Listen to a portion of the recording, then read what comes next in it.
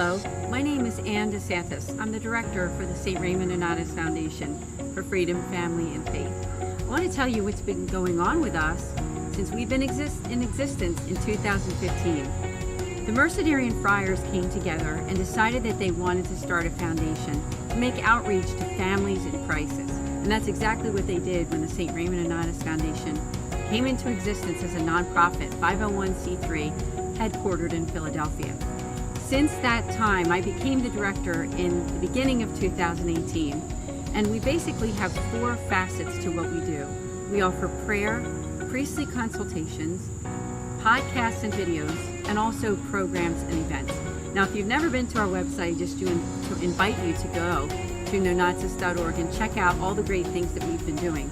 Because since that time, since we've been in existence, we've now helped hundreds of families who are going through really challenging times. And as you all know, we went through a really challenging time in 2020. So I'd just like to invite you to go and check out the great things that we're doing. And there's more to come. If you or your church community would like us to come and do some type of an event where we can talk about what we offer in terms of that pastoral accompaniment and making outreach to families in crisis, please do reach out to us. And I'm just so grateful to be able to serve people like you and your families. So again, learn about us at nonatus.org. Thank you.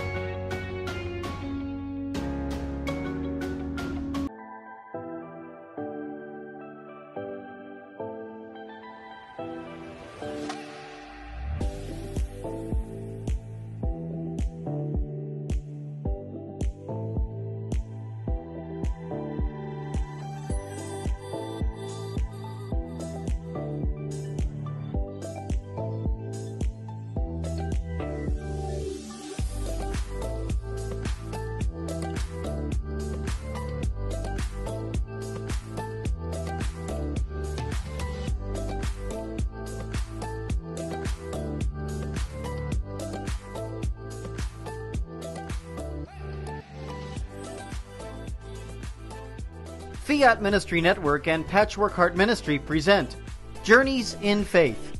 Now, here's Ann DeSantis.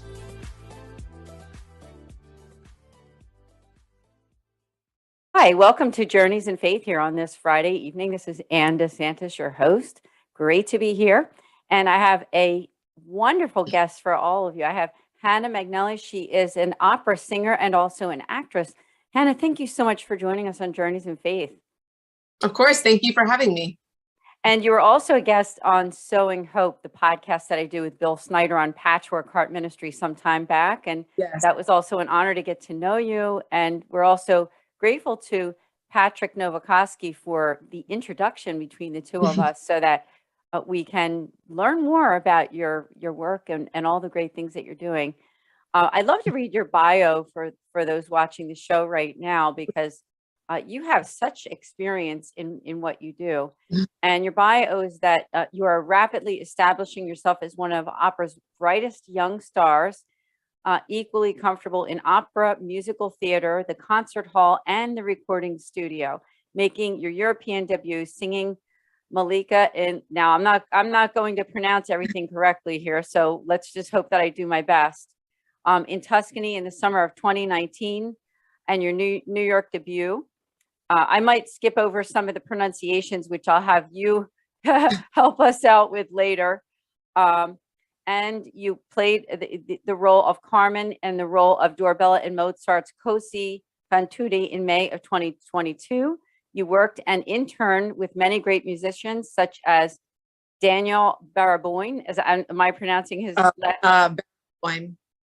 And musicians from the West Eastern Divan Orchestra, Sebastian Weigel, and the Grand Teatro del Luce. I think I'm pronouncing that correctly. Hopefully. Liceo. Thank you. Barcelona pianist Lauren Green, and musicians uh, from the Virginia you graduated from the Virginia Commonwealth University, majoring in Yes. vocal performance and minoring in German. Further studies include bel canto in Tuscany, and you worked with an acting coach, Donna Devon, and many other people.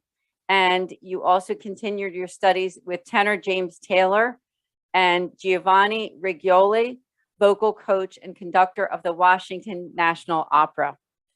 And I have to, admittedly, I skipped over some of the pronunciations there because I'm not really all that bilingual and I don't want to embarrass myself. But let's just say this: you worked with some wonderful people in your work as an opera singer, and again, so proud of what you're doing. And let's start out with your faith journey, because I know on our podcast you shared a little bit about that and how you developed this faith that has so much to do with the talent that you have as well. So when I was younger, we began going about 11 years old to the Latin Mass. And I grew up in a devout Catholic family. And my mother especially made sure that I'm one of four, that all of us grew up with a good foundation, which I believe is important to have before the kids leave the house for college, for work. They move out, because, there's a lot of influence in the world. It's a secular world, and it's good to have that foundation to maintain yourself as a practicing Catholic, or whatever religion you are, if your parents give you that foundation before you leave. And for me, I have, you have trial and errors. All of us make mistakes, and, we're human. But when you have that foundation, which luckily I had, and my siblings as well, it is easier to fight the secular world and a lot of the sinful things that come at you. And the music industry, and of course the film as well, there's a lot that goes on that is very secular.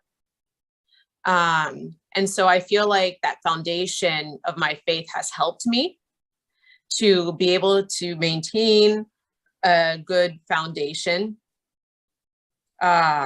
with what I do, even though that there is a lot of negative or sinful influence and things thrown at you in this particular career. And you have to be strong, spiritually strong. And of course you ask for help, the help of the saints, you pray the rosary to just kind of keep you grounded so that you can do what you love. You can do what God, use the gifts that God has given you and share that with the world, what makes you happy, what's in your heart to accomplish, what gives you that joy, but not lose your soul in the process.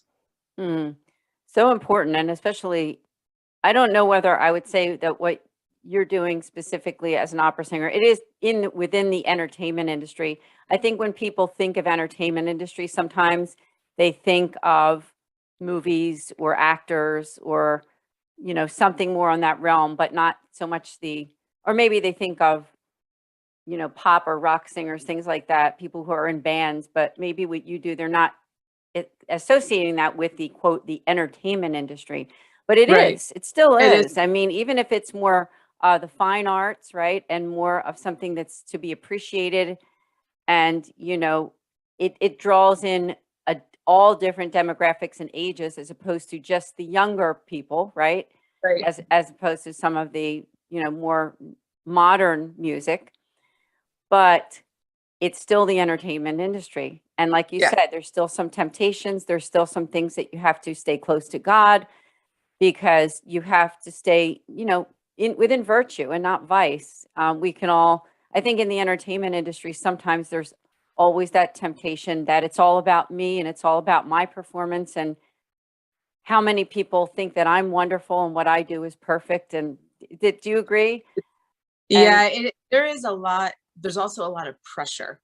There's There's a lot of pressure, and people expect you to be a certain way. And if they have expectations of you, or you've established yourself as this or that, people expect you to do it really well or perfectly. And there's that pressure, especially now with social media, et cetera, that, I mean, people focus on the smallest little thing.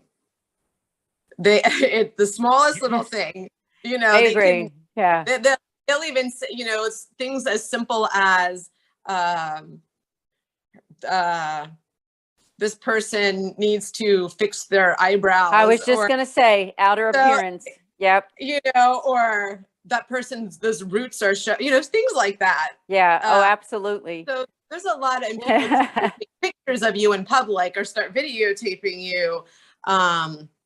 So there's a lot you're risking. You're risking, depending on how well known you are, having privacy. But again, that pressure, and there's a lot expected of you. And what a lot of people don't understand is that you see the outer shell of the industry and of the artist, but what people don't see is what's going on behind the scenes, and whatever that is, and especially interiorly with that artist, and what they have to go through, the practice, the time, the pressure, what's really going on behind the scenes.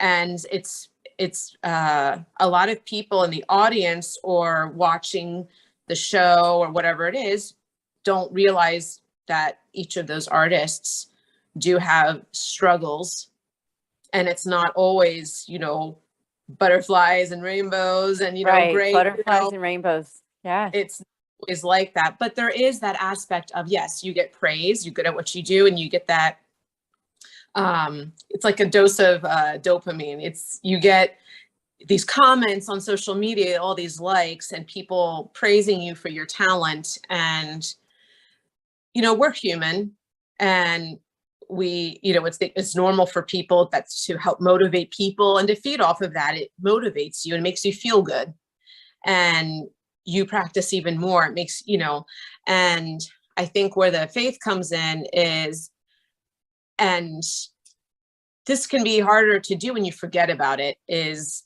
God has given you these gifts. Are you using it for his glory or for yours?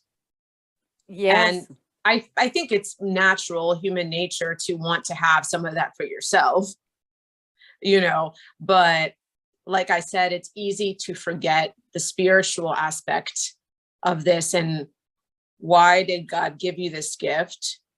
How does he want you to use it? Because there are many artists that abuse the gifts that God has given them. And a lot of that has to do with your faith foundation. And that's just not in Christianity, but others as well, other religions with people that have had their parents be, I don't want to say strict, but really focused on getting their children in line with what's right and what's wrong, what they should and shouldn't do. Because these parents know that when these kids go out in the world, especially a world like this, or areas of work, there's going to be a lot of temptation, and these things that are thrown at you are not thrown at you all at once, or this big change in yourself. It's done very slowly. Oh, yes. Little things to change you and get that mindset that it's okay to do this. It's okay to do that. So it's not this grandiose change. These people, you form your image slowly. Sometimes it's good, but sometimes it's not so good. It really depends on maybe who's in control of you. Wow. So well said. When you're in the moment, sometimes what's really hard is when you're in the moment, people will do it, but then they realize later, oops, maybe I shouldn't have done that. And then they're kind of stuck. And, you could be on set somewhere and they could be like, if you do this, we'll give you an extra, like this much more money, or we'll do this. And if you're on the spot, you'll be like, oh, okay. And it's not that much that you're, and then you're thinking, oh, I shouldn't have done that, because you don't feel in those moments you hear something really positive that you're going to get. And it's so that's where it's good to have that faith, to be able to be aware of things like that are thrown at you and say, okay, I shouldn't be doing this, or maybe this isn't a good idea. To train yourself to the point where in the moment you can say no. Yeah, I love everything that you said, because it's all true. And all I'll say on my end is that something that I do on a very, very part-time basis is, as a 55 plus model actress in the greater Philadelphia area. And I understand exactly what you're saying, because you might be within a group of people on set, as you said, where you might be the only person of faith at all. And it's just, and I do think that in that world, sometimes the respect is not there. Sometimes it is, but many times it isn't. So there thank you. are other artists that are practicing in their faith. Yes. Good. They keep it low key. Yeah, because they know what they're up against. That's exactly what it is. And you lose, and we do have to take a commercial break in just a minute or two. But one thing I would say is that for me, I've turned down way more things than I've accepted because of that element of things that are something that I'm against in some way, shape, or form. Right. And you don't always know that right away until you ask a lot of questions, you know? Right. So I think we can have a side conversation about this, but God has a reason why we're talking about it. And it's a great topic for the show, because this is journeys in faith, right? And part of that journey in faith for all of us, even those who are not in the entertainment industry, is that saying yes to God and no to evil every single day of our lives. And it's a fight for every single one of us. So now we do have to take a break. We have a lot more to talk about, because we are going to talk a lot about what you're doing and that call to action to our audience here, to your profiles on social media and your beautiful work as an opera singer. So we'll be right back here on Journeys in Faith in just a few minutes. Today, many students go to college with numerous questions about their faith, yearning to know if the seed planted in them as a child is both true and practical. Using the miracle on the road to Emmaus as a model, young adult ministers conversed weekly for 3 months with college students about the most pressing questions they had about the Catholic faith. As they journeyed together virtually, something amazing happened. Doubts disappeared, fears faded, and Jesus revealed that He is still alive. Hearts Burning Within Us, the latest book from Patchwork Heart Ministry, is a result of that grace-infused conversation. It is the perfect back-to-school gift for recent high school graduates and current college students. Get your copy for them today at patchworkheart.org or by calling 424-704-3278. That's 424-704-3278.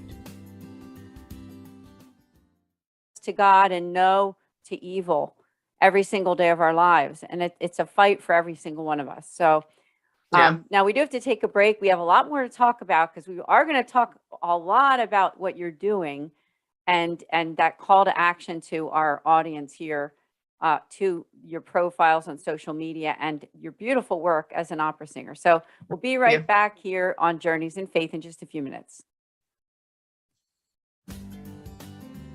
Today, many students go to college with numerous questions about their faith, yearning to know if the seed planted in them as a child is both true and practical. Using the miracle on the road to Emmaus as a model, young adult ministers conversed weekly for 3 months with college students about the most pressing questions they had about the Catholic faith. As they journeyed together virtually, something amazing happened. Doubts disappeared, fears faded, and Jesus revealed that He is still alive. Hearts Burning Within Us, the latest book from Patchwork Heart Ministry, is a result of that grace-infused conversation. It is the perfect back-to-school gift for recent high school graduates and current college students. Get your copy for them today at patchworkheart.org or by calling 424 424-704-3278. That's 424-704-3278. Welcome back to Journeys in Faith. Thank you so much for joining us on this Friday evening with Hannah Magnelli. She is an opera singer and also an actress. And during the first half of the program, we talked a lot about the entertainment industry and also what it's like for her as an accomplished opera singer and being a person of faith and practicing her faith, and also with some of the struggles that she can go through, or any of us can go through in our daily lives with trying to be virtuous. So that was a good conversation. I want to just say, let's talk more later on. Maybe we can have a part 2 where we expand on some of those topics that we just discussed. I'd like to talk about Cinema Paradiso. That is your latest piece. Yes. So tell us all about that. Well, this particular piece is it's not an opera aria. It's classical crossovers. So more of your Josh Groban, Andrea Bocelli, it's a mixture of pop and classical. So that's more of the crossover. And the reason why I chose this piece as my first single is because it just has a special place in my heart. I've recorded it before in the past, right outside of college. And it's just such a beautiful piece and from a beautiful movie. And it's the crossover caters more to the masses, more people like this, like your Bocellis, the Sarah Brightmans, the Josh Grobans, than full-blown opera. Because my voice, you listen to Cinema Paradiso that I did, it's more of it's a lighter version of my voice. I add more straight tone and it's not as heavy, but that's because that's the style of the piece. If I wanted to sing it operatically, like I'm singing an opera, it would have been fuller and a little different, more with the classic technique. But this piece, not only is it beautiful and I love singing it, but it's a good start for public establishment because not everybody likes strict opera per se. But these pieces like Cinema Paradiso, Nella Fantasia, Time to Say Goodbye, Caruso, people like that. Yeah, it's a good point. I think you're right. Most people tend to like music that's kind of more like in the middle, Right. like And not the extremes of music. So I think that's a good point. And I listened to it and I think it's beautiful. And tell us, people who are watching who want to get that piece, how do they do that? If you want to get to this piece, it's available now on music platforms, Amazon, Spotify. Spotify streams are great. iTunes, Napster. So you can, on all these different music platforms, you can listen to it. So it is available. Awesome. Now let's talk about, and I really want to talk a lot about this because people need to connect with you and learn more about what you're doing, because you are an extremely talented person in terms of your musical abilities and your acting too. Tell us where they can find you on all those social media platforms. I do have, of course, my website is hannahmagnelli.com.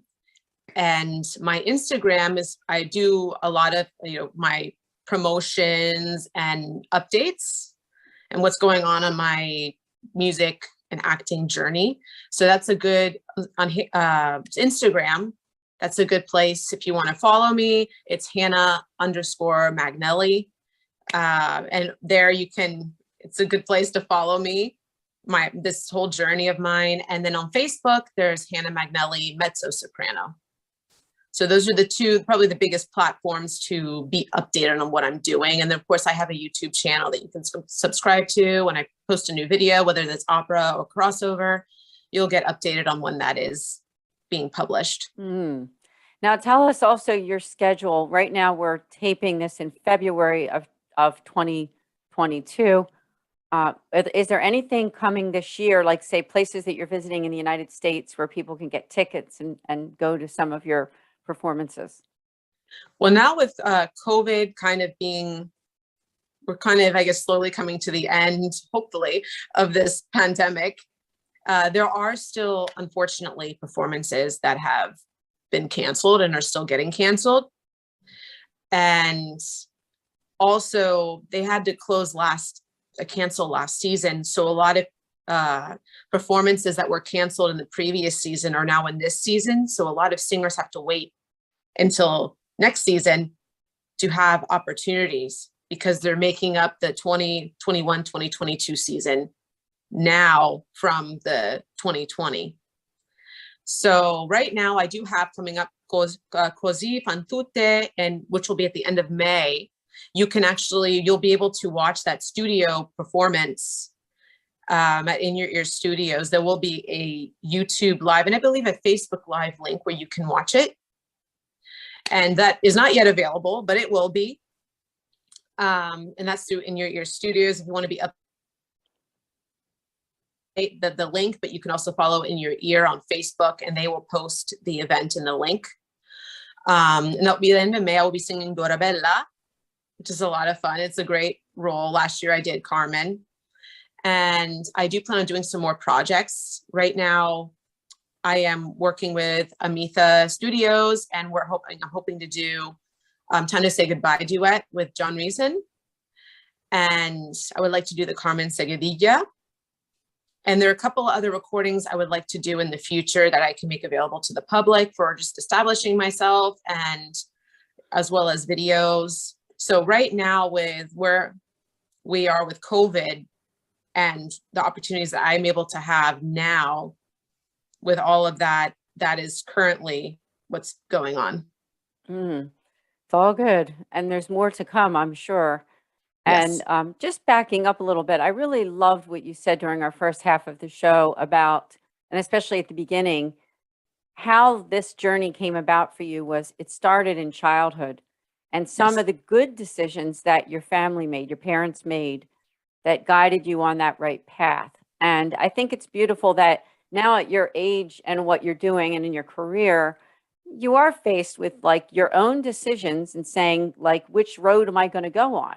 Right. And so I think it's really wonderful and a testament to your upbringing that you have really decided to go in that correct path. Like you said, there's going to be times where you're tempted, especially in the Yeah. entertainment field, because they may pay you a certain amount. I know this even for myself with commercials or acting jobs where it's like, okay. And I read through what it is. And I say, you know what? I don't care if it's $2,000 for a day. Yeah. Sorry, I can't do that because it's not something that I agree with on my Right. morality, for my morality and what I really follow in my faith. Right. So I just think it's good that you have that recognition. And when you sang it on this show, I mean, it's public, you're publicly saying that you have a certain standard, right? You have a certain standard of the type of work that you will accept in that field. Am I right? Yes, you have to. And of course, too, my acting agent is also Christian. She's devout Christian. So she's really good at what she submits her actors to. Very good. Very good. So any advice for someone watching with a child or a younger person who wants to get involved in something like what you're doing in terms of being an opera singer? I mean, maybe were there some things that you did in your early life that led to where you are now? Well, I started vocal lessons when I was very young. And of course, at the time, you don't sing in opera. That's not something you should do. Your vocal cords are not fully developed. And even when you go to college, there's certain arias that you are not able to sing yet, which is why a lot of those 10-year-old opera singers, they consider opera singers that come on America's Got Talent, etc., their voices burn out because it's too much for their voice. The female vocal cord is like the size of a dime, and that's fully developed.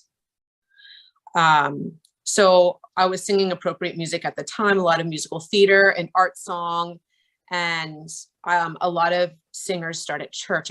I would sing with I started studying with the choir master of the church that at the time at around 12, 13 years old on more classical music, art song, liturgical music to kind of get that going. And then of course, high school, I went to Catholic school. So I started cantering at all the school masses and different events. And so church is a big area where a lot of singers and musicians start performing and getting that experience and exposure. And of course, college, whenever you major in music, it's going to be, the classic technique is going to be the base, regardless of what genre you want to go into. So when you go to college, you are going to be studying classical technique, because that's the base. Even if you want to do country music or pop or musical theater, you're going to learn that classic technique. And so for me, I had a classical voice. I loved classical crossover and opera. My mother exposed us to going to the symphony and to the opera when we were younger. And I had just always had that musical talent and desire. And it was just such an inclination. Like, my heart has always been in music. I played violin for more or less 12 years, and I started acting when I was younger, and I just always felt at home and just happy. And it just it took off from there. Beautiful, beautiful. And I think that's good, sound advice. My own brother is actually involved in music. He's more of, I guess, in the realm of, he's a singer, songwriter, more of like a folksy kind of a sound. But I remember when we interviewed him, I asked him that same question. And I said, if there was someone watching, what advice would you have? Or what do they need in order to move forward? And the word that he said back, which I think you would agree, is raw talent. Without that raw talent is something that is needed, isn't it? It's not like, you can't just say, I want to be an opera singer, but yet you do need to have some kind of raw talent. Is that true? Yes, you do need raw talent. You need the passion, and motivation is a big one. And you have to be willing to accept the fact that you are taking a risk, because you're not guaranteed fame or full success where you're making millions of dollars or hundreds of thousands of dollars. You're taking that risk, and you have to just really love what you're doing. It's very costly. My vocal lessons, the travel, my coachings. So you have coachings and voice lessons. It all adds up. And if you're not sponsored, sometimes you get patrons, which is always nice, where they pay for you. They see an artist, they want you to succeed, and they pay for things for you to help. And I do not have that right now. So it's all coming out of my pocket.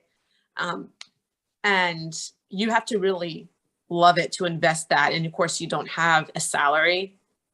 And so you're risking a lot. And I would say you definitely need that motivation. It has to be something that really lies in your heart to want to do, that passion for it. So it's definitely, if you love it, it's going, no matter what side job or other career that you have, it's always going to stay, and you're always going to go back to it.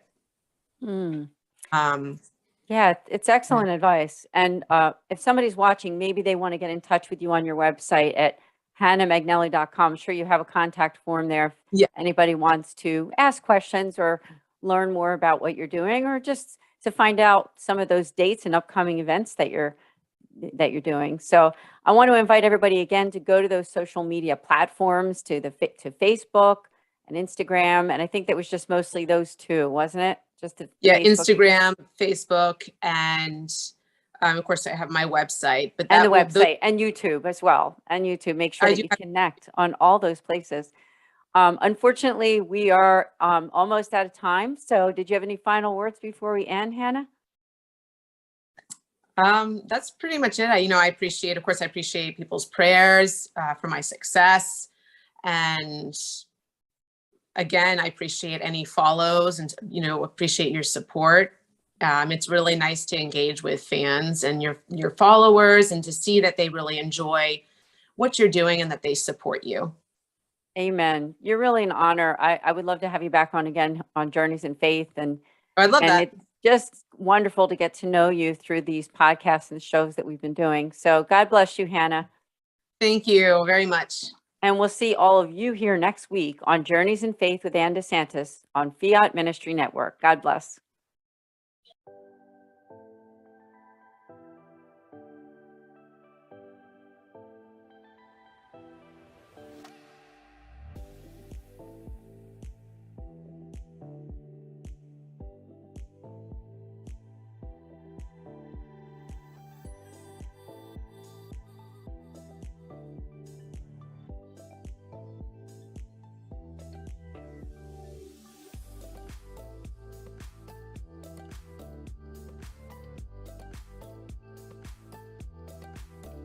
Journeys of Faith is a production of Fiat Ministry Network and Patchwork Heart Ministry.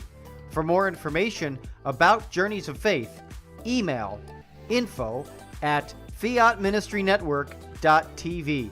And be sure to friend, follow, and like us on social media. Just search Journeys in Faith with Ann DeSantis.